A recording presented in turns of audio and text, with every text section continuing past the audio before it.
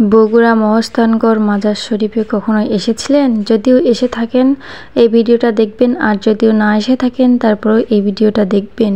অনেক সুন্দর জিনিস আপনাদের দেখাবো। গেট থেকে ঢুকতেই প্রথমের এই লুকটা অনেক সুন্দর লাগে, আর এটা রাস্তা থেকে অনেক উঁচা, আর এই জায়গাটা প্রচুর উঁচা, 2 তলা বিল্ডিংয়ের মতো এটা উঁচা।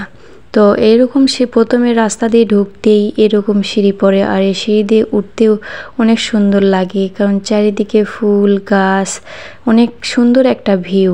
যারা যাবেন মনে হবে একটা না একটা ছবি নেই, কারণ অসম্ভব সুন্দর এই সিঁড়িগুলো। যখন নিচ থেকে ওপরে উঠতে যাবেন অনেক সুন্দর লাগবে, চারিদিকে গাছপালা, এরকম ফুল, অনেক ভিউ সুন্দর। তো আমিও এখানে সুন্দর করে পোজ নিচ্ছিলাম, ফটোশ্যুট করতেছিলাম, ভিডিও করতেছিলাম, আর আপনাদেরকে দেখানোর জন্য এগুলো সুন্দর জিনিসগুলো তুলে ধরতেছিলাম।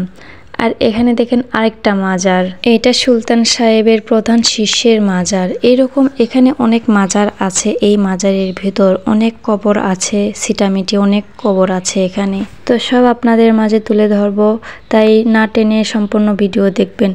দেখেন ওপর থেকে নিচের বাড়িঘরগুলো কত নিচু লাগতেছে।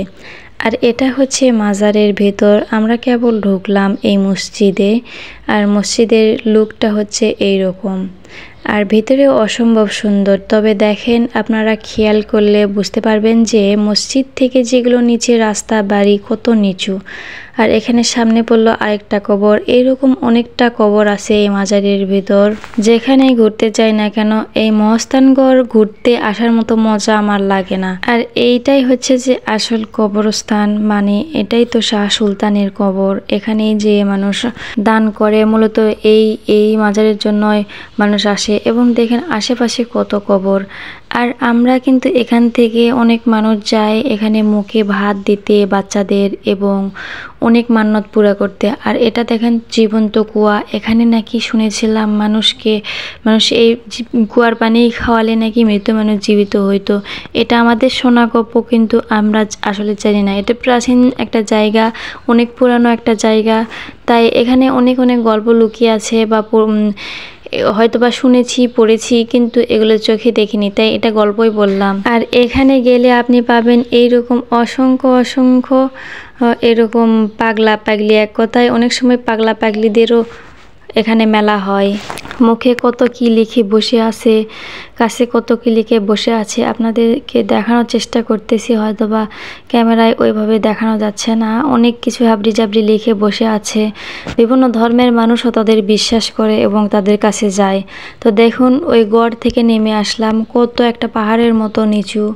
তারপরে ওইদিকে আরও দেখার জায়গা আছে, ওখানে গেলাম। ওখানে মূলত একটা পাথর রাখা আছে, সেই পাথরের ওপর দুধ দিলে মানসা করলে, মান্যত করলে সেটা নাকি পূরণ হয়, আর ওখানে দুধ দিলে নাকি ওই পাথরটা দুধ খেয়ে নেয়। সেটা দেখার জন্য আমরা ওই বটগাছের নিচের দিকে যাচ্ছি। প্রাচীন জায়গা তো অনেক সুন্দর লাগে এই পুরনো জিনিসগুলো দেখতে। যদিও গল্প হয়তো বা সব বিশ্বাস মনেই হয় না, কারণ আমার এগুলো মান্যত টানত একদম বিশ্বাস হয় না। এটাই সেই পাথর যেখানে দুধ ঢেলে মানুষ মান্যত টানত করে। আর এখানে প্রচুর দুধের গন্ধ, কারণ এখানে মানুষ প্রচুর দুধ ঢালে। তো এদিক সেদিক বেড়াইতেছিলাম, খোলা মাঠের মতো, এদিক সেদিক ভালোই লাগতেছিল। আর ওখানে দেখেন একটা লোক জাদু খেলা দেখাইতেছে।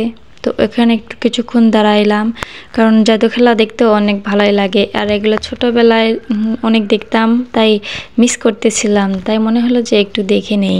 তো আবারও জানলাম যে ওইদিকে আরেকটা কুয়া আছে নাকি, সেটা দেখার জন্য তাই হাঁটতেছিলাম সবাই মিলে ওই কুয়াটা দেখার জন্য। এখানে কত ছেলে পেলে ফটোশ্যুট করতেছে, কারণ জায়গাটা সত্যি অসম্ভব সুন্দর ছিল। এগুলো হচ্ছে ধ্বংস, মানে এক কথায় একটা প্রাচীর বাড়িঘর ছিল এরকম। দেখুন এই তো কুয়ার সামনে আসলাম, এটা হচ্ছে সব থেকে বড় কুয়া, তবে এখানে পুড়ে উঠেছে আর অনেক ছোট হয়ে গেছে। দেখুন দেখাই যাচ্ছে অনেক পুরো হয়ে গেছে, আর বেশি গভীরও নেই। এখানে অনেক সময় মানুষেরা নামেও এসে ভয় পায় না, কারণ এটা অনেক পুড়ে গেছে আর এটা অনেক নীল ছিল নাকি। আর এখানে আসলে এরকম মেলার অভাব নেই, এরকম সুন্দর সুন্দর জিনিসের অভাব নেই। দেখে মনে হবে খালি নেই আর নেই, পকেট ফাঁকা করতে, বরের পকেট ফাঁকা করতে সময় লাগবে না। এখানে বিভিন্ন ধরনের ফুল, জিনিস, অনেক কিছু পাওয়া যায়। হয়তোবা ভালোভাবে তোমাদের মাঝে ফুটে তুলতে পারলাম না, তবে তোমাদের মনে হলেও একবার তোমরা মহাস্থানগড় ঘুরে আসবে, অনেক সুন্দর লাগবে। ধন্যবাদ সবাইকে আমার ফুল ভিডিওটা দেখার জন্য।